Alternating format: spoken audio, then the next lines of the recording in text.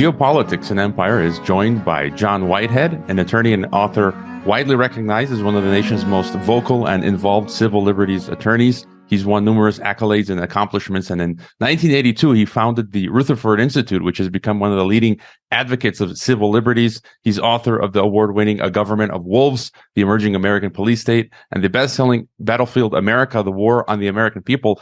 Also, The End of Man, published in 1986, but sounds like it was written yesterday. Mr. White, Right. Mr. Whitehead, welcome to Geopolitics and Empire, which the Ron Paul Institute describes as the real underground where the real intellectual revolution is taking place. Anyway, thank you, sir, for having me on. I appreciate it. And I do urge people to support the Rutherford Institute. I've got my Rutherford coffee mug, which I don't think you sell this one anymore. And I've got the pamphlets as well that you sell. And so I love the work you're doing. But let's get right into it. You know, you recently wrote that things are falling apart. How much longer we can sustain the fiction that we live in the constitutional republic, I cannot say, but anarchy is being loosed upon the nation. We're witnessing the unraveling of the American dream, one injustice at a time, end quote. And so myself, as a former history teacher, professor, I saw all of this coming. In the 2000s, a nation and republic in a downward spiral, economic decline, spiritual decline, cultural degeneration, devolution into authoritarianism and tyranny. And it seems we've arrived. What's sort of the big picture here, and where are we on the timeline? Well, the government that we have in this country, and I've warned people for years about, is not what you think it is. It's a different type of government. There was an expansive study that came out of Princeton University in 2014, which studied 20 years of laws and policies passed in Washington, D.C. The professors came to the conclusion that we live in what they call an oligarchic elite in Washington, D.C., where all the money congregates. And Washington, D.C. is basically run by at the time, they estimated 585 billionaires. It later became known as the Deep State. The Deep State is a group called the Seventh Floor Group. It was a leaked FBI memo, which said that the government is basically run by the Seventh Floor Group, which is, and I've known this for years, you know, because for over 40 years, I've sued in and out of Washington, D.C. I've sued the President of the United States. I've seen some stuff. I've had congressmen, former NSA agents meet with me and say, here's some more facts that you need to know. And they're seeing it and they don't like it. We live basically in the United States now, a total surveillance state. We're being watched. And as the future of techno authoritarianism, our commentary from last week goes into the fact that the Chinese government, by the way, has a tremendous impact globally, but is having a really big impact in the United States.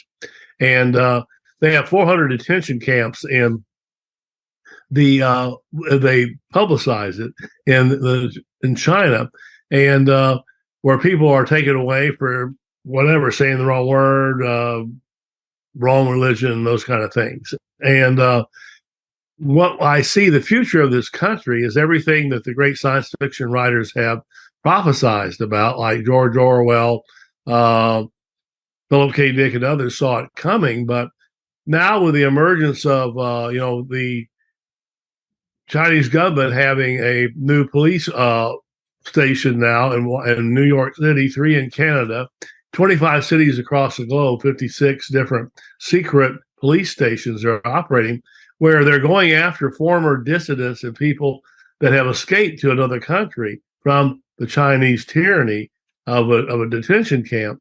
They're working with these other guys. This is what blows my mind in a way. They're working with the so-called land of the free government, the American government, to capture people and take them back and put them in detention camps. The people who wrote this Constitution, the people who said this, would say, "Are you nuts?" I mean, the fellow who wrote our Bill of Rights, James Madison, said, we ought to mistrust all those in power. And if you study just the history, and you mentioned some of my books, my book Battlefield America and A Government of Wolves goes into the history that we faced in the world and whatever, from Nazi Germany, before Nazi Germany, the collapse of the Roman Empire. And I'm really seeing more as I study the Roman Empire, the collapse of the United States into a government where people are going to be taken away. And I remember the Romans were big into really cruel punishment like crucifixion, stuff like that. And we could very move. And those were lessons, by the way. They were, if you do this, if you speak truth to power, you're going to get in a lot of trouble. And they would crucify people.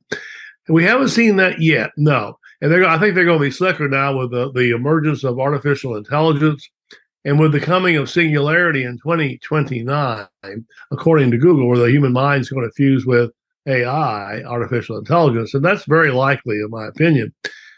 People are not going to understand what's going on. Several Google executives recently resigned. One said he resigned because he was really concerned about what they were doing at Google. He said, "We've created God." In other words, what the Chinese government does now with their AI will be operating across the globe. You say the wrong word, you do the wrong thing, you wind up in a real bad situation. And that's what I see coming to this country. And we're run by people, like I say, the so-called deep state. They want money, they want control, they want our tax money. And very similar to that movie by John Carpenter called They Live. And the motto was, "They live, we sleep." We're not awake. We're a very lazy populace right now because we're addicted to our screen devices. The average American watches approximately 150 hours of television a month.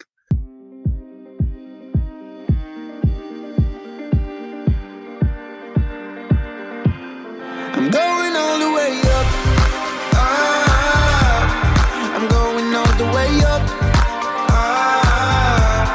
I'm letting go in my heart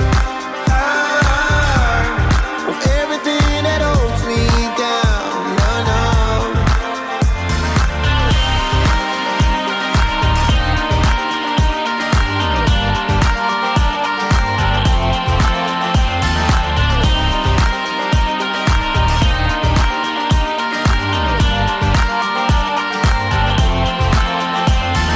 Look up to the sky and I got this relief inside. Then there's no need to hide. I'm going all the way up. I'm going all the way up. I'm letting go in my heart of everything that holds me down.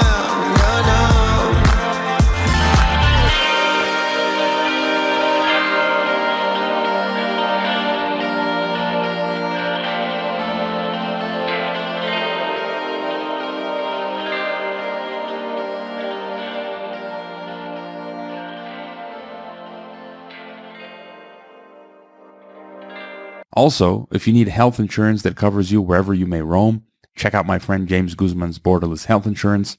One of the great things about living internationally is saving money on healthcare, but private care overseas can be expensive. Go to borderlesshealthinsurance.com to watch a short presentation on expat and digital nomad healthcare and sign up for a free consultation to review your options. And listen, Carl Bernstein of Bernstein and Woodward, when he left after the Nixon debacle and helped expose, he was Pulitzer Prize winning journalist. He started working with the big news publications, the big New York Times and people like that in television.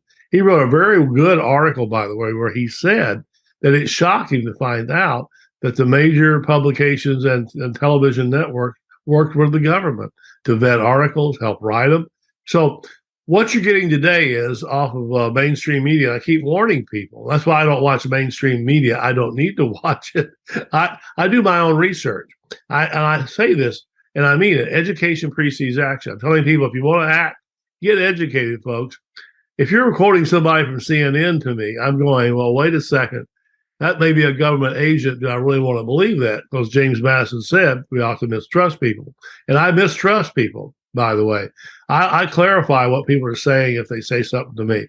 And that's the key thing that we're losing in this country today is critical thinking. They don't want us to think. That's why children in public schools in America, they are not taught the Bill of Rights anymore. Many of them don't read the Declaration of Independence. And the reason they don't, if you read the preamble of the Declaration of Independence, it says if the government's getting out of control, you can throw it away, get rid of it. They don't want people to think like rebels. And listen, authoritarian governments have never wanted that. And the sad thing about history as I've seen it, and my book of Government Wolves comes from that great George Merle quote where he said,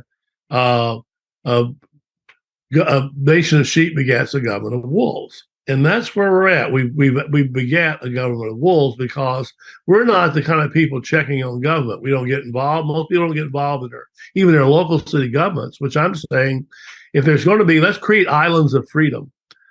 And take control of our local city governments. Our 10th Amendment in the U.S. Constitution says that local governments can nullify acts of the federal government. That's federalism. We can do that. But getting people involved today, listen, today the thing is, I voted. I did my duty. And I'm going, no, you didn't do your duty. Voting is not your duty. Your duty is to get up off of your butt, get active in your governments, run for government, make sure it's operating correctly. I mean, America, again, people watching this show today should realize that in America, we've gone kind of bananas. And like I say, the mainstream media doesn't publicize it. In the 1980s in America, there were approximately 3,000 SWAT team raids annually. Today in America, over 80,000 annually. Up to 500 dogs a day are shot in this country. Kids are getting killed. I mean, if you go to our website at rutherford.org, we've written on all how people are getting their heads blown off and stuff in the middle of the night, flashbang grenades, decorated Marine, Jose Guerrero in Arizona. The police are doing a sweep of his neighborhood, trying to find marijuana, by the way. They're crashing in home.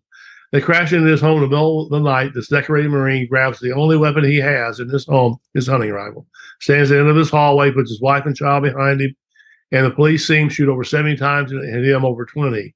He falls forward and dies. His wife comes out screaming, tries to help him. They push her away. He dies on the rug. Wait a second. No marijuana was found in his home. What a ridiculous thing for police to be busting through doors trying to get people for smoking marijuana. Like I had one cop, he would tell me, he said, I think it makes you more mellow, John. I went, it may make you more mellow. So why are police crashing through doors trying to kill people? And they're doing it in this country. There are 175,000 federal agents in America running around with hollow point bullets now. I'm a former Army officer. I was an infantry officer, taught people how to shoot. We could not use hollow point bullets. They're considered inhuman. They expand on contact. What went through John Kennedy's head, Martin Luther King's head, 4 of them went into John Lennon, the Beatles' chest. Hollow point bullet. They're intended to kill, wipe out. They've been limited to the government now, and they're everywhere. I mean, you got local cops running around with hollow point bullets. I mean, what in the world are we doing, folks? And this is all taking place, I'd say, in the last 20 years or so. It's just expanded very rapidly. There's 9/11. And I mean, we've got a government now that I've used this example. We're very similar to what happened in Nazi Germany. We're kind of copying them. And, you know, I know you may have some questions that you want to ask, but when you look at history and study history, study good books. My books are all documented. But when you have Project Paperclip, which was a program that allowed over 1,000 top Nazis to come into America and feed into the government, the education system and whatever, right after World War II, what were we thinking, folks? Who's running this government? It isn't we the people. You know, when the Constitution starts, the 3 really beautiful words, we the people do ordain and establish this Constitution. We are the people, supposedly the people running the government. The people in D.C. or our local city government are merely our representatives. We are the government. But if you're not the government, if the only thing you're saying is, I may vote or whatever, and then I'm going to turn the tube back on, and that's it. We have a responsibility. And I'll say this, that responsibility goes beyond our temporal existence. And when we die, if there is a place that's a better place than here or whatever, I mean, and there's karma or whatever, what we do here is going to have a great impact on how we live out our eternal existence. And just sitting on your butt watching TV, folks, you're going to be in chains at some point. Eventually, it isn't going to work. Get up and take a stand for freedom. And that's what we need in this country. Because, like I say, with China coming in now, and it's a really scary thing. And people don't realize this, but the country the United States owes the most money to is China. Almost, we owe $1 trillion to China. Wait a second here. I have friends that have gone to China and told me stories. One was sitting in a restaurant. She said a car pulled up. A guy was walking down the street. She was eating her food. And a bunch of Chinese cops got out, grabbed him, shook him up, threw him in the backseat of a car, and drove off. She said the people on the streets, the Chinese people, just kept walking as if they didn't see it. As if they didn't see it. It didn't happen. We didn't see it. See, outrage at a certain point like that. Come together and just throw them out. Don't let them be doing this stuff, because sooner or later, if you love your children, your grandparents, or whatever, you want them to be taken care of, they're not going to be in a society we're living in today. And it's going to get worse. If this so-called land of the free collapses, and it's headed in that direction, by the way, clearly, because we've lost our roots in this country. We don't study the history. We don't know what's going on. We're destroying. We don't mention names of certain founding fathers in this country now, people who wrote, like Thomas Jefferson, his Declaration of Independence was used by the UN Declaration of Human Rights as an example of how to write. And the place of his home in Charlottesville, Virginia, they don't even want to mention his name anymore. You can't live life like that. That's what I mean by critical thinking. And critical thinking is really, really important. You may not agree with somebody, but that doesn't mean that you can't respect them for some of the things they've done and whatever. And listen, without some of the people today we're eliminating from our system, we would not have a free America. Yeah, and on this podcast, I've spent less time on geopolitics and more on what you describe as the techno authoritarianism, because I feel that's the biggest threat. You mentioned Nazism. I feel like the medical tyranny, COVID 1984, as I call it, the biomedical security state. That's right out of Nazi Germany. The Nazi health passes. I actually bought one right behind me. I've got 1938. This akin pass, and it's crazy because I've interviewed Edwin Black. He calls it the algorithm ghetto, and in China it's a social credit system. And as you said, they say now, Wall Street Journal said, one wrong move or thought, you are in digital death. They shut off all of your accounts. You literally can't buy. It's like the Book of Revelation. You can't buy or sell. We saw Canada freezing and locking down bank accounts of thought criminals. Recently, there's this German journalist, Alina Lipp. She had her accounts frozen by Germany and the EU. And then they shut off her parents' accounts. In the US, we've seen Nick Fuentes, Kanye West had his bank account closed. And I was just reading yesterday in Brazil, people protesting Bolsonaro's defeat are having their bank accounts frozen. And so, any further thoughts on this cashless society? It's really scary. It feels like we're in it now, and I've had since April I'm banned from PayPal. The Department of Homeland Security told PayPal to ban me, along with others such as Mint Press and Consortium News. And so, this is fascism. We see the FBI telling Facebook what to do, the White House telling Twitter who to deplatform. So, any further thoughts on this sort of digital dictatorship, electronic concentration camp, as some people call it? Oh, it's coming. Like I said, that Google executive said we've created God with the AI robots running. They are machines in the truest sense of the word, unless they figure out a way to somehow inject some kind of human empathy into them, are going to be tyrannous, and they're already tyrannous. And they're going to be taking your money. They're going to be spending your money, by the way. They're going to be ripping your money and taking it and say, this is for taxes. This is for saying the wrong word or whatever. And it's happening in China. And you're saying it's happening here. It is true. Everywhere in the world it's going to happen as we move more and more into a global environment. And with what the technology they have, it's like I say, they're going to be able to say, you can't travel, you can't go here, you can't go there, you're locked in your home, and we're coming to get you if you say the wrong word. And they will with the SWAT teams. And the SWAT teams, by the way, everything's going robotic. Elon Musk even said this recently. He said, I'm trying to warn people, but they won't get it till they see the robots coming down the street at them. And in some parts of this country already, they're using robot dogs to go to the door. The police aren't going anymore. And they have robots, by the way, that are going to be searching and walking down streets sooner or later. It's coming, folks. They're doing it in airports already in this country. It's coming. And like I say, we have a few years, I'd say maybe a decade, to get our act together before it gets so powerful. And like I say, 2029 is the era of singularity. But here's the other thing. With all this increasing machineness and AI, whatever, there's a concern that the economy is going to collapse. And culturally it's going to collapse too. And they're going to have to impose martial law, the so-called dictatorial state.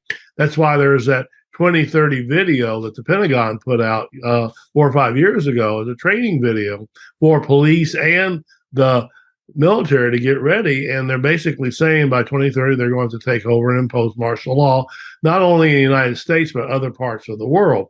So the American military is already thinking globally in that sense. But the fact that they're training for martial law, the fact that towns of 5,000 people in this country, small towns, have police that have grenade launchers, sniper rifles, armed military gear, MRAPs, which are basically tanks on tires, and all that equipment. And the FBI is training police chiefs at Quantico, in different parts of the country. It's getting very, very scary. I mean, it's they're ready, and they're going to. Again, they're trained, by the way, in the worst case scenario of the police today, and that is when they face you, no matter who you are, you can be the most dangerous person in the world. That's why they're agitated. In some of the cases we've had, people have said, why the police so agitated when they come to the door? It's because on their phones they have a lot of information about you, because the Department of Homeland Security is already doing threat scores on homes in America, going from green to red. They do the same thing in China. So we're already adopting Chinese policies. And when they're doing threat assessments, it's predictive policing, which studies show that in some cases, in 80% of the cases where people are arrested thinking they might do a crime, or whether they're doing commit a crime, they're found not guilty. So there are going to be people in jails, and we have in this country private prisons, which are making a lot of money off of people being in prisons. People are there to work for Microsoft, Facebook, and all the big companies and making products, Walmart, etc. So the country we're living in today is moving really aggressively toward an artificial intelligence system that is just basically about one thing: control and money. And once we go to digital currency, watch out. They're going to be blocking what you do, what you buy. They're going to know everything about you. And with the smart cities developing in this country like they have in China, with thermal imaging devices, they can basically track wherever you go. The drones today from 2 miles up have facial recognition software. They can watch you, control you, and sooner or later they're going to shoot you. They're going to, or stun you with a taser from a distance. So it's going to be very important. The average American is not going to have any of this stuff. We're not going to have the guns, the technology, or whatever. There are going to be some radicals, by the way, which are going to do it.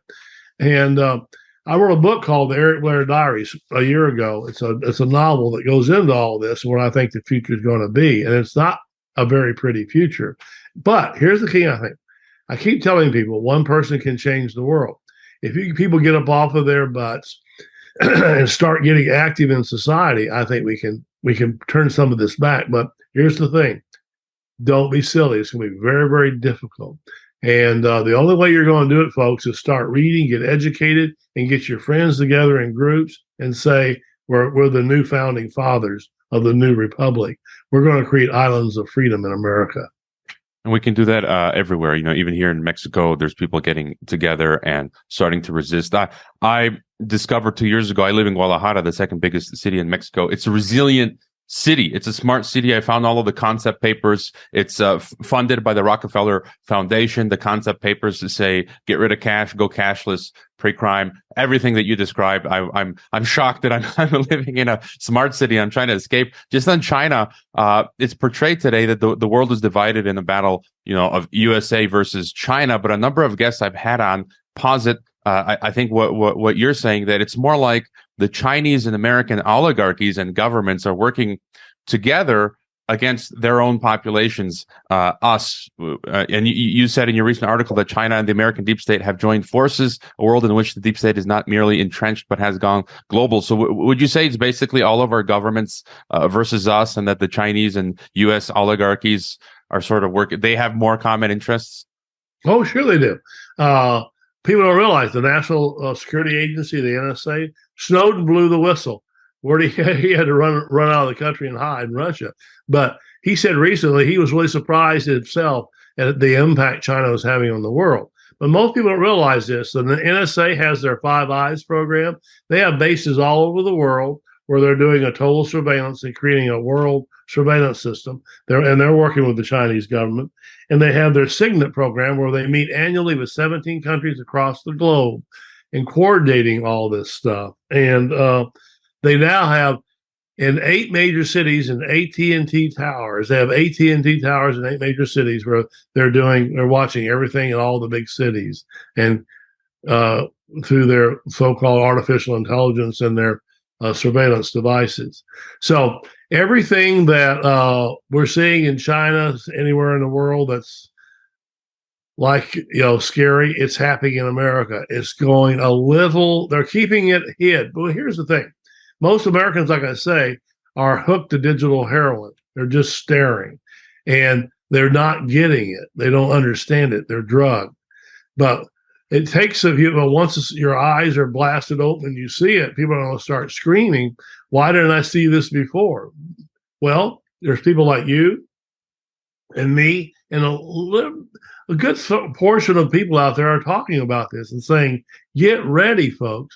Listen, when we have cases where former veterans do emails and about something, this or that, and the next day they have SWAT teams come and get them and drag them away, or their doors are knocked upon. We've helped some of these people.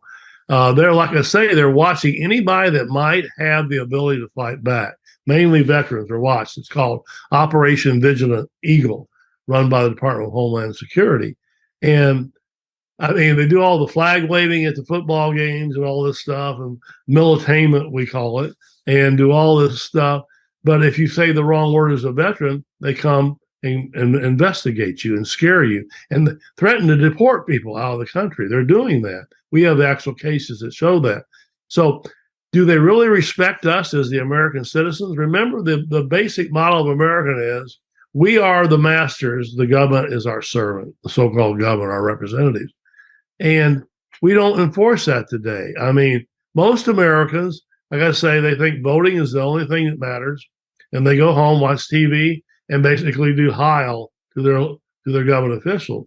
Listen, again, we ought to mistrust all those in power. And that's the key. If you're going to be a rebel, we need more rebels in America, especially right now. People will stand up, not violent rebels, but rebels who will just look the government official in the face and says, we're going to fight you to the end. We're going to throw you out of the office sooner or later. We're getting together our groups, and we're going to fight back on this policy. And again, let me say this. They're going to get PO'd at you, Listen, under the National Defense Authorization Act, which every president has upped for years, gives the president, if he thinks you're an extremist, he can point his finger at you, and the military can come get you and take you away to a camp or whatever, and you won't see your lawyer or your family. And again, that's why groups like the Rutherford Institute exist. People call us and say, wow, you won't believe what happened. And we try to help them. And that's the key. We need to get together, though, with more lawyers across the country and more freedom fighters and say, we're going to get rid of this National Defense Authorization Act. It stinks. And get your so-called representatives to do something besides take money from lobbyists. You mentioned the military veterans, and I just remembered, I think one of my very first podcast over a decade ago, my first guest was Corporal Jesse Thorson, who I think you worked with. He just was messaging friends talking about 9/11 and stuff, and then they came to his house and tried to take him away. But in any case, any final thoughts? You told us, what we need to do. I like to cite recently the premier of Alberta in Canada. She declared humans are not QR codes. I like to summon the ghost of Patrick McGoohan, number 6 from The Prisoner. We are not we're not to be pushed, filed, stamped, indexed, briefed, debriefed, or numbered. It's going to be rough, trying to survive in this algorithm ghetto and dystopia. And so, any final thought for us?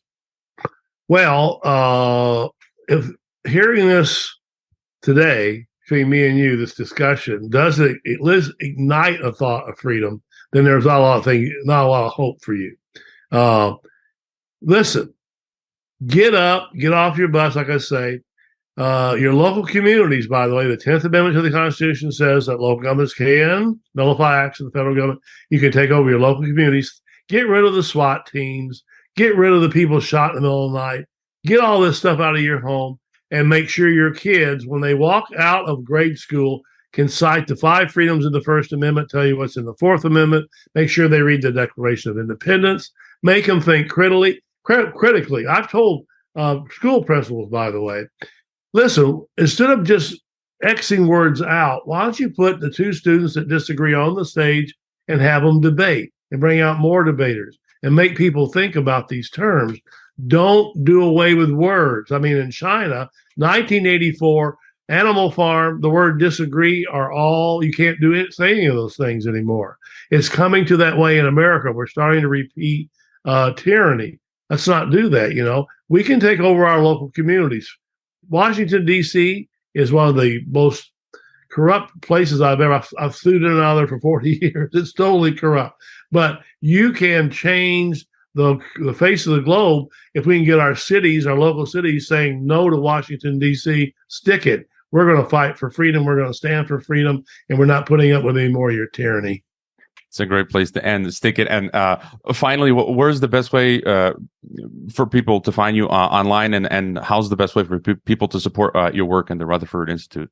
Well, we're a nonprofit group. We accept donations to fight cases and put all our educational materials out at rutherford.org, rutherford.org, and sign up to get our weekly newsletters and our press releases, and you'll see what's going on. I think, again, education precedes action.